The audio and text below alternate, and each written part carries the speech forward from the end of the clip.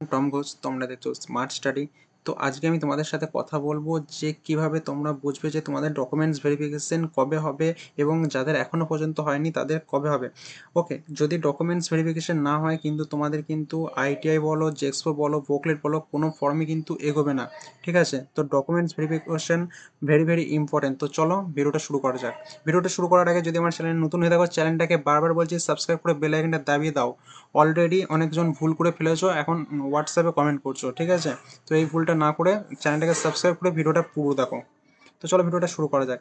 তো আমি already রেজিস্ট্রেশনে click করার পর এখানে তোমাদের ক্লিক করার পর যে আমার আইডিটা সেটা খুলে নেবো। ওকে, সো গাইস দেখতে পাচ্ছ আমি আমার পোর্টালটাকে লগ ইন করে নিয়েছি। ঠিক আছে, এখানে যে আমার ফটো দেখাচ্ছে, নাম দেখাচ্ছে এবং যেটার জন্য আমি আইটিআই ফার্স্ট আমি স্টুডেন্ট, আইটিআই স্টুডেন্ট দেখাচ্ছি। এখানে কিন্তু আমি ফর্মটাকে ফিল আপ করেছিলাম, কী করেছিলাম, অ্যাপ্লিকেশন স্ট্যাটাস কিন্তু কমপ্লিট হয়েছে। ঠিক আছে, অনেকে কী করছো, অ্যাপ্লিকেশন স্ট্যাটাস কমপ্লিট করার পর ডকুমেন্টস কিন্তু করছো। ঠিক আছে, ডকুমেন্টস করার পর কিন্তু তোমাদেরকে যে পেমেন্টটা দিতে হবে, তারপরে কিন্তু ভেরিফিকেশন স্ট্যাটাস হবে। ঠিক আছে, অনেকে কী করছো যে জাস্ট অ্যাপ্লিকেশন স্ট্যাটাসটা করে দিচ্ছ, ডকুমেন্টস আপলোড করে দিচ্ছ, দিয়ে ভাবছো যে আমার এবার কিন্তু ভেরিফিকেশন স্ট্যাটাস হয়ে যাবে, র্যাঙ্ক স্ট্যাটাস চলে আসবে। সো ফার্স্টই তোমরা দেখতে পাচ্ছ এখানে যে অ্যাপ্লিকেশন স্ট্যাটাস আছে, তোমরা কিন্তু আইটিআই এম গ্রুপের জন্য যারা অ্যাপ্লাই করছো, অ্যাপ্লাই করার পর অ্যাপ্লিকেশন স্ট্যাটাসটাকে তোমরা কিন্তু কমপ্লিট করছো। ঠিক আছে, কমপ্লিট করার পর কিন্তু তোমরা ডকুমেন্টস স্ট্যাটাস যেটা আসছে সেই ডকুমেন্টসগুলো সমস্ত আপলোড করে দিচ্ছ, সেক্ষেত্রে ডকুমেন্টস স্ট্যাটাসটাও কমপ্লিট হয়ে যাচ্ছে। ওকে, এরপর আসছে ভেরিফিকেশান। অনেকে বলছে যে আমি তো ডকুমেন্টস আপলোড করে দিয়েছি, তা আমার ভেরিফিকেশান হচ্ছে না কেন। দেখো, পেমেন্ট যদি কমপ্লিট না করো, ঠিক আছে, সেক্ষেত্রে কিন্তু তোমার ভেরিফিকেশান হবে না।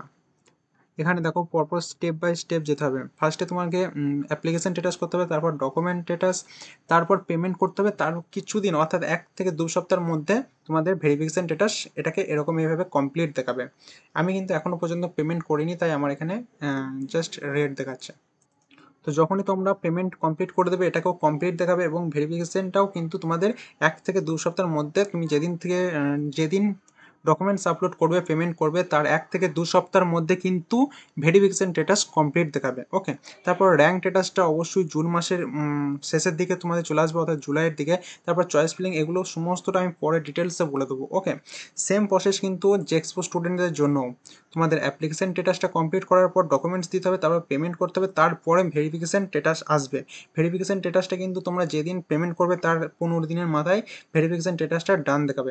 এবং এটা যদি কোনো কারণে রিজেক্ট হয়ে থাকে, উল্টোপাল্টা কোনো ডকুমেন্টস দিয়ে ফেলো, সেক্ষেত্রে কিন্তু তোমাদের কাছে মেল, এসএমএস অথবা কারিগরি ভবন থেকে তোমাদের স্টেট কাউন্সিলিংয়ের তরফ থেকে কিন্তু আসবে, কল আসবে। ঠিক আছে, তো অবশ্যই মেলটা অনেকে চেক করো না, সেক্ষেত্রে মেলটা যারাই অ্যাপ্লাই করেছো মেলটাকে একটু চেক করো মাঝে মাঝে। যদি ডকুমেন্টস ভুল দিয়ে থাকো তো সেক্ষেত্রে তোমাদেরকে নোটিফিকেশান আসবে। ওকে, এবং ওটাকে ঠিক করার জন্য তোমাদেরকে কারিগরি ভবনে গিয়ে কথা বলতে হবে, বা যখন আমাদের এডিটের অপশন দেবে, সেক্ষেত্রে এডিটের অপশনটা গিয়েও এডিটটা করে নিতে পারবে। ওকে, আশা করছি ভিডিওটা আইটিআই, জেক্সপো, ভোকলেট সবার জন্য ইম্পর্টেন্ট হয়েছে। ভিডিও ভালো লাগলে লাইক, কমেন্ট, শেয়ার করো। যদি কোনো কোশ্চেন থাকে অবশ্যই কমেন্ট করতে পারো। আর ভিডিওটা যদি ফেসবুক পেজ থেকে দেখে থাকো, ফেসবুক পেজটাকে লাইক করে ফলো করে দাও। Thanks for watching.